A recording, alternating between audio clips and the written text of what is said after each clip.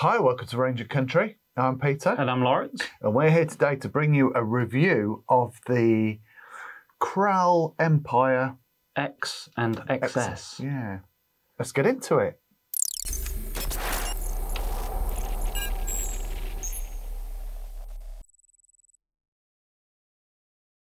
Now, most of you know that Kral are a Turkish brand, and what we've noticed over the last few years is the quality of the hardware that's coming out of Turkey.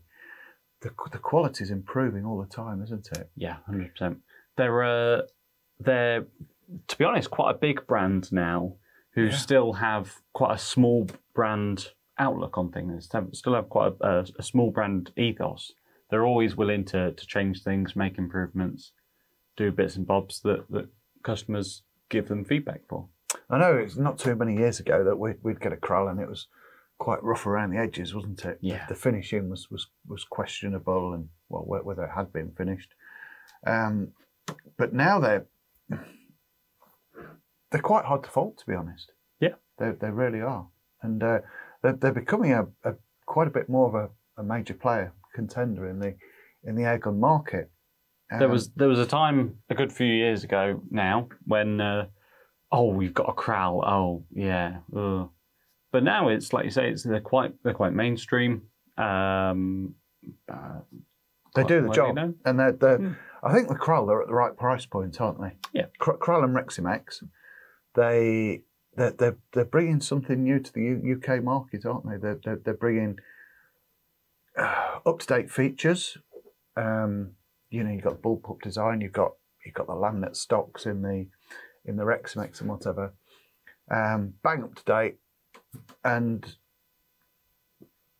they're cost effective, aren't they? Yeah. They're not expensive. They do the job. They shoot really, really well. Yeah. Reliability. It's easy for me to say.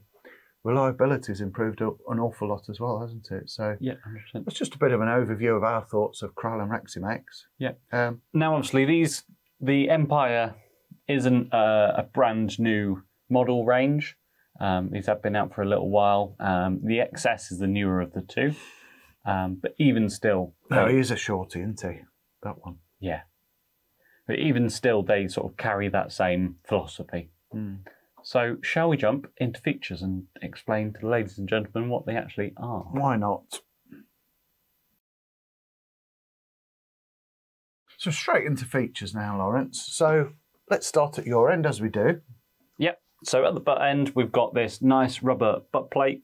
It's adjustable vertically, so there's a little button on the side here. Press that in, and as we press and hold that, that will lift up or down. Sure, so. It's a two-hand job.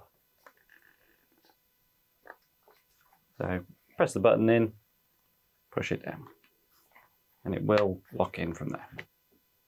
So if you wanted to adjust the height of it in your shoulder, that's how you do that. Excellent. You've got a little plastic cheek piece on the top here. Now, we had a chat about this earlier on, didn't we? We were talking about the ambidexterity of the rifle. Is that a word? Is that the word? Have I just made that up? Fair enough. It sounded all right then. So I think I got away with it. Yeah, interesting. It seems like the rifle seems like it should be ambidextrous, but this cheek piece is not. I'm sure it's only a little plastic cheek piece. I'm sure you'd just be able to get a left-handed one and be able to pop that on for not too much money. You'd probably have to get one 3D printed. But the side lever will go on the other side, won't it? Yes. It will. All the linkages, you can swap it over. Well, it would be going onto the correct side, wouldn't it, if you swapped it over? Now, one thing I did notice when I shot this earlier, sticks in your cheek when you're shooting it. You're bouncing around a lot. Shall we start? Shall we go on then. stick to where we are? I like bouncing and we'll come to handling and that sort of thing and our little foibles. Too much coffee this morning, I think. Or not enough, as we always... Probably. Yeah. Anyway, plastic cheek piece. I like that because it's not metal, so it's not freezing cold on your cheek. That was it. Yeah, carry on back to magazines. Now, what I did notice when you were shooting it earlier was the condensation from your breath. It's not particularly cold in here either. And the rifle's not particularly cold either. but it got quite a bit of condensation on there from your breath when shooting. So one thing to keep an eye on, I think, you know, when you have been shooting, if the metal is cold and you're, just make sure you dry it off. You might have to take it out at the start. And obviously you're breathing basically directly into the magazine because, like you say, yeah, the magazine comes in, through, and basically sits there where your cheek is going to go.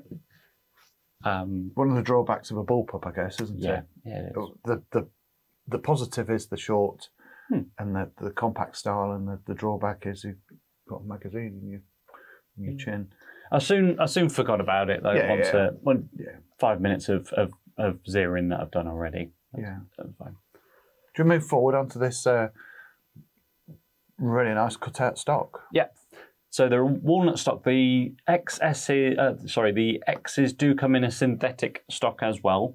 I haven't got one here to hand. It's just the walnut versions. The walnut's by far the more popular though. It's nice. The Turkish walnut is always very, very nice. Yeah. No matter what rifle it's on, it's always really well grained and nice colours in it. It feels very nice. Obviously, we'll get into handling shortly. We've got an adjustable trigger blade down here. Now, it isn't so long ago that you only saw these adjustable trigger blades on high-end rifles, didn't you? I remember it used to be I think 50 quid optional extra on a Day State Pulsar, which was a 1,500 quid rifle. Yeah, it was. So, I mean, basically, you've got a trigger post coming down, haven't you? And the trigger blade is secured on it, whatever height and whatever angle that you want, with a little Allen key in the side. Easy as that, and it's simple. Very easy, yeah. As you mentioned, both of the Empires are side lever action. That's obviously handy on a bullpup. You wouldn't want it to be bolt action. It is ambidextrous, so it's currently on the correct side. It's on the right-hand side for a right-handed shooter. But it is transferable over to the left. We've got a weaver rail up top. While we're in the trigger, you missed this little safety catch off. Oh yeah, there's a manual safety just inside the trigger guard. Forward is off, back is on. Rabbits aren't going to hear that going off, are they? It's quite a loud click. Yeah, it is. But it's nice and it's red. Positive. It's obvious what it is. Yeah, I prefer a more positive safety, I think, than a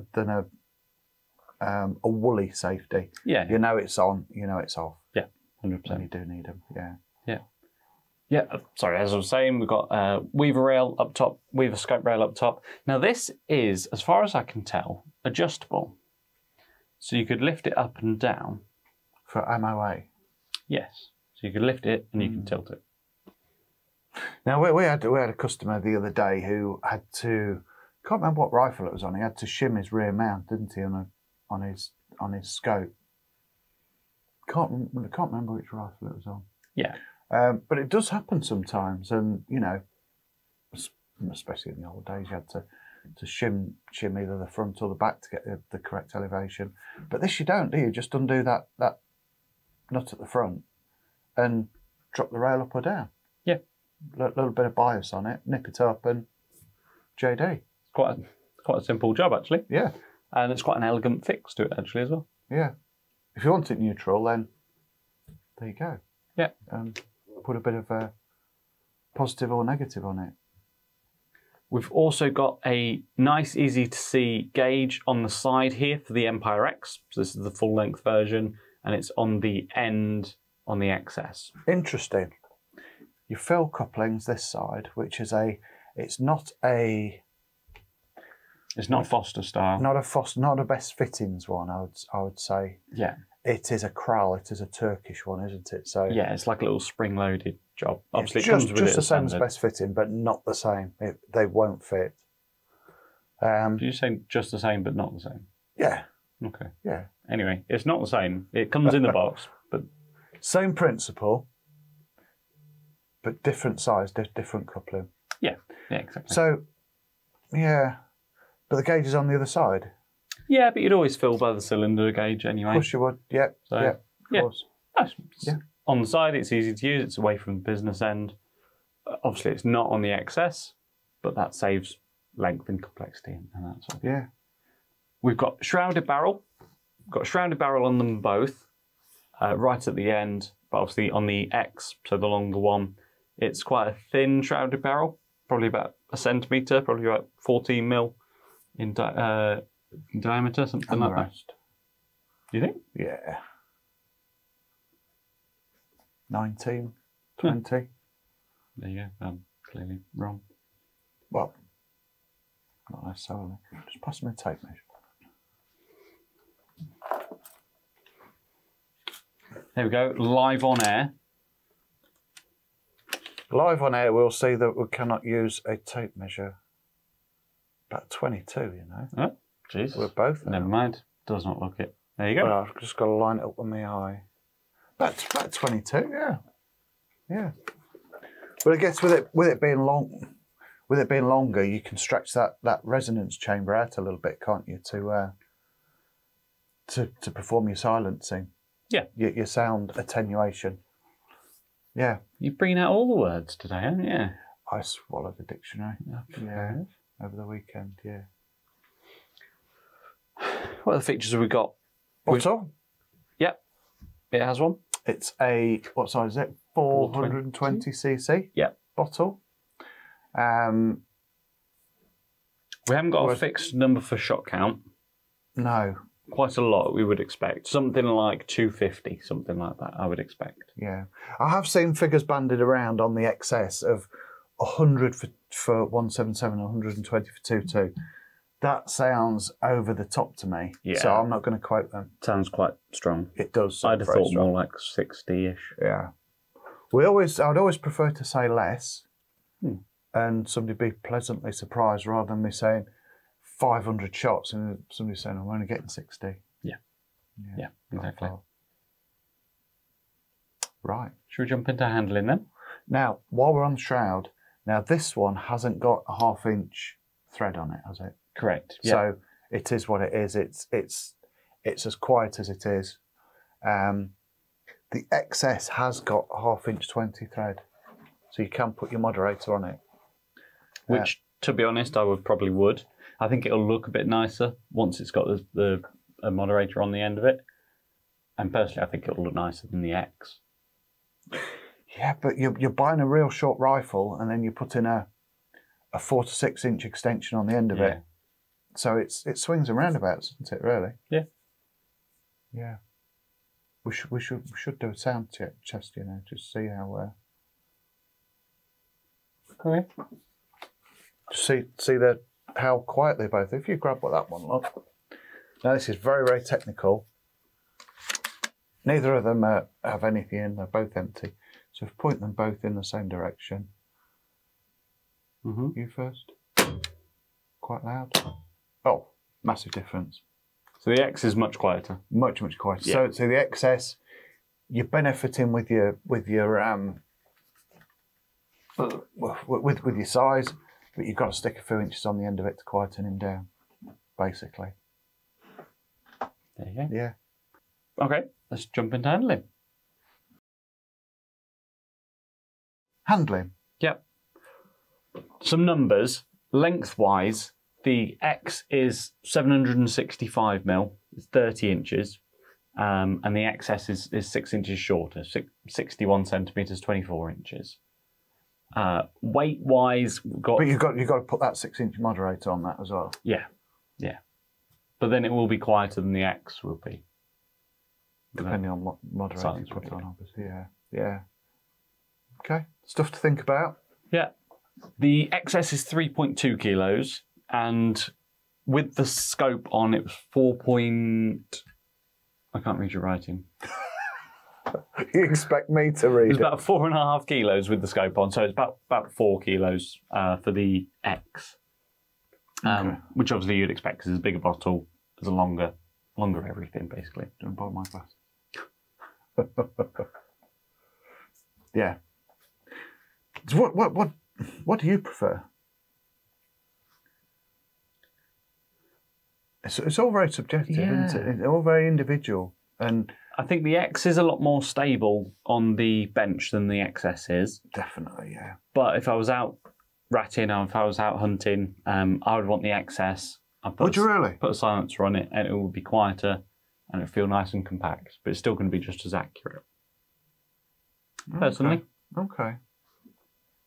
I mean, I don't think this is a long rifle anyway, to be honest. No. But I know I enjoyed shooting it. It's one of those you pick something up and you go, yeah, I like this. Instinctively, straight away, you know, don't you? Yeah. Yeah, 100%. This was the trigger was actually quite nice. I know sometimes we say on the less expensive makes that the trigger is where you notice the difference, but there's a first stage, there's a second stage where it stops, and you can feel the release. You know when it's going to happen. It's not as crisp as a day state, a £2,000 day state. No, obviously not. But for this sort of price range, I think it's one of the best. Certainly didn't have to hang off it like you do on Correct. some budget models, isn't it? Correct. Yeah. Magazine-wise, Oh, no, I like these magazines. they're very handy. If you've seen any of our Kral or Rexmax reviews, they're all exactly the same. They are nowadays, though, aren't they? They have been different. Have they not? Are you going to correct me here? All of the Krals are the same, and all of the Rexmax are the same. Okay. They've changed them quite recently, though, haven't they? They've upgraded the magazines. Oh, they've changed the faceplate, yeah. Yeah. Otherwise, yeah. Yeah. I thought I was imagining it now. Yeah, no, the faceplate's changed, but otherwise they work exactly the same. It does feel to me, even though it's just a faceplate change, it does feel to me like the quality of the magazine has increased. And, I mean, these things, cheap as chips, aren't they? Compared to a Brocock, Daystate, Any of the big FX. brands. Yeah, yeah. And these actually work. They do the job, and they're spring-loaded. They are just plastic at the end of the day. Yeah. They're spring-loaded, but they're actually very, very reliable. Yeah. They're 14 round in 177, 12 round in 2.2, and you get 2 of them with all Krals. We really like them. Yeah. There's not much to go wrong with them. No, I do like this new magazine.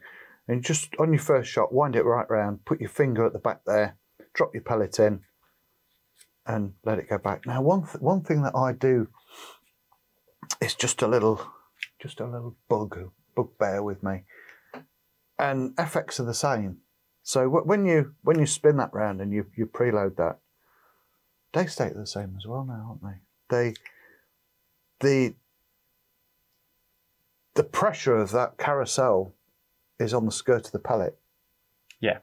So the force in the spring is being held back by the first pellet. Yeah. Now, when you load a big 38 round mag FX, 34 nowadays. 34, you're winding it right round and you put your first pellet in, and you think, bloody hell, that's quite a lot of preload on that. That's quite a lot of pressure on that skirt. Just something, just engineering, and you think, yeah. But they don't really squash the pellets. No. I suppose if you had a really soft pellet, then they could, or if you're a bit rough with it, you know, if you sort of release the pressure. And, yeah. That's enough of my waffle. Anyway. At that point. With weight, length, subjective. Is there anything we don't like? As we said, the cocking levers are ambidextrous. I don't think there's anything not to like, to be honest, about these. Price point? We're not going to say price point because we had that the other day. That bitter's on the backside, didn't it? We had a video from 2 years ago. It was a Milborough Speedmaster video. And then somebody rang up and go, well, it's more expensive than you said on your video, and go... Yeah, it was 2 years ago. So how do you combat that? So, mid-range. Yes. Yep. Cheaper than Air Arms. Yep. A little bit more expensive than Gamo. Mid-range, lower... Upper end of Kral as well. Okay. Yeah. But yeah. Mid-range, yeah. Prices on our website, which will be linked in the description below. Yeah. Okay. So... Should we have a shoot? That'll be interesting, won't it? Let's give it a go. Okay, now we've had all the chat. Now let's see what Lawrence can actually do with this rifle. As they say, the proof of the pudding is in the eating. Don't really know what that's got to do with shooting, but... Are you just hungry? Have we not had breakfast yet? Always hungry for a bit of pudding or chocolate. So we're shooting here on our indoor 25-metre range. And I've got a monitor here so I can see exactly what Lawrence is seeing through the scope.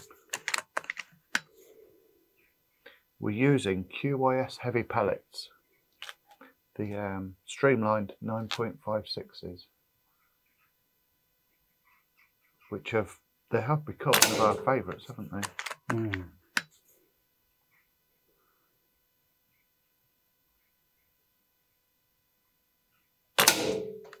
We've both had a shoot of this one this morning. Lawrence did the setting up, and as ever, I always like to have a go. It's called trigger time, isn't it? Mm. Yeah. It's always good to try a new gun, and when you're into shooting, it's just like to shoot basically. So it was sat there, and I picked it up and I messed his scope up and adjusted it for myself. That one was me. I felt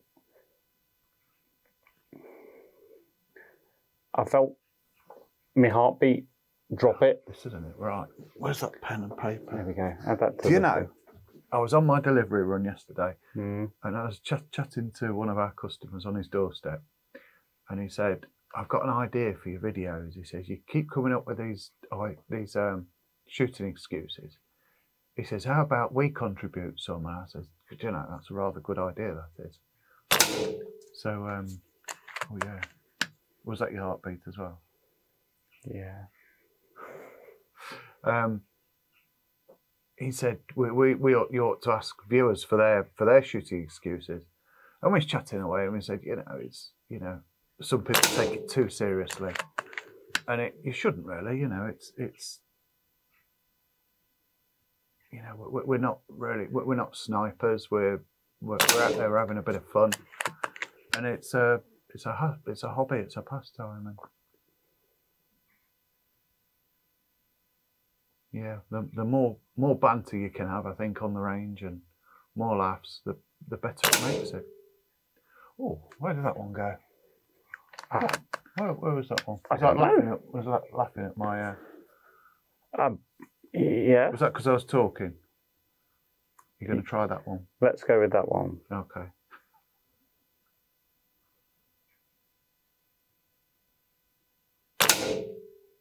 Probably wasn't because I was talking then.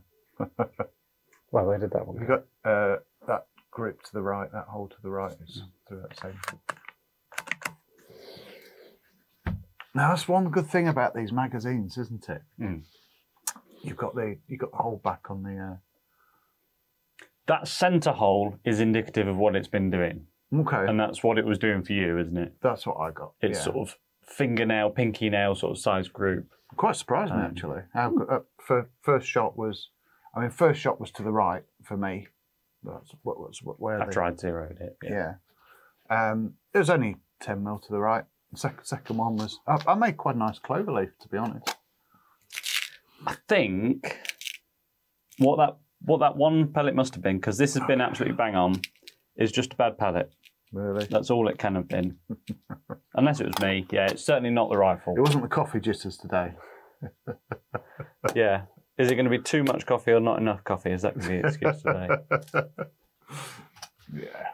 I don't think that's bad. No. For you. The group off to the right is me not shooting very well. And what about the one at the bottom then? It's not the gun. I'm confident it's not the gun. Okay. Now, what I did notice, and I noticed that I think mid-shooting you turned it down a little bit before you started.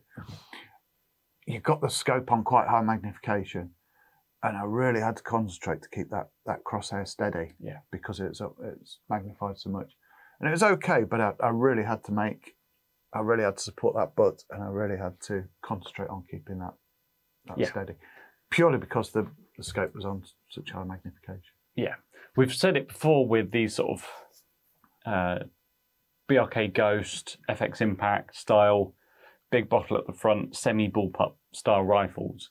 They are less easy to get stable, less forgiving when you're sat on a range. So, unfortunately, me, that doesn't get much time to shoot. I don't get much time to practice with them. The rifle will do that. It will do same old groups. It's pretty good. 25. We are indoor. 25 meters. Respectable. Yeah. Definitely. You just got this one out of the box. Put a scope on it. Shot it. Didn't clean the barrel. Didn't clean the barrel. Didn't fettle it. Pellet test. Didn't. Okay. Didn't do much. That's all right for you then, isn't it? I would say so.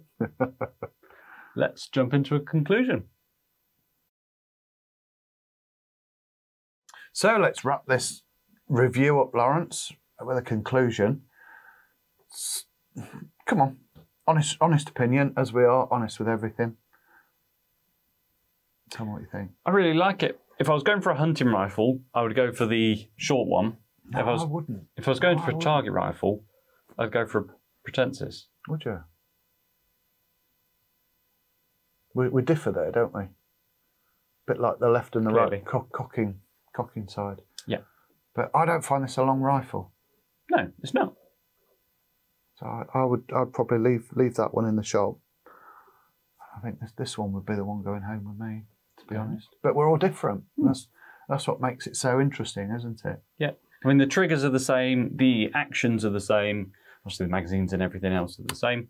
It's just the shot count, the weight, and the length, basically, on the XS. I found it hard to pull anything apart on it, to be honest. To give any negative, any negatives on it at all. It's I think always when you get yourself a Kral or you get yourself a Turkish gun, give the barrel a good clean through. Yeah, because they do tend to pack it with quite a bit of grease, don't they, and muck. And we've always said in the past, we've always said, oh, you don't need to clean the barrel. No, never need to clean it. But recently, we've realised we've perhaps said wrong. Certainly, some of the Chinese stuff and the Turkish stuff that's coming across the water. Certainly new stuff now. Yeah, I think it's they're putting so much protection on the inside of the barrel to. Because I guess when they manufacture it, they don't know how long it's going to be before it's first shot, do they? Yeah. You know, it could be 6 months, it could be 2 years. So, you know, the last thing they want is a rusty barrel. So, yeah, give it a clean. And but you didn't clean this one, did you? No, straight out. You didn't have to, straight out of the box. But pop a scope on and yeah, I do find it very hard to say anything negative. Good mid-range rifle, outperformed very well for me. Yep. It would. I'm definitely not the best person to show off its best. Really? Skills. Brilliant. But yes, the rifle will do it. Yeah. It will do fingernail groups at 30 yards quite comfortably. Yeah. Which is more than enough for me. Anyway. You're going to have a lot of fun for a budget rifle, aren't you? It's not going to break the bank. Put yourself a decent scope on it, and get out and enjoy it. Yeah. Well, perfect. Well, thank you very much. Thank you. Please like and subscribe, and thank you very much for watching. See you next time.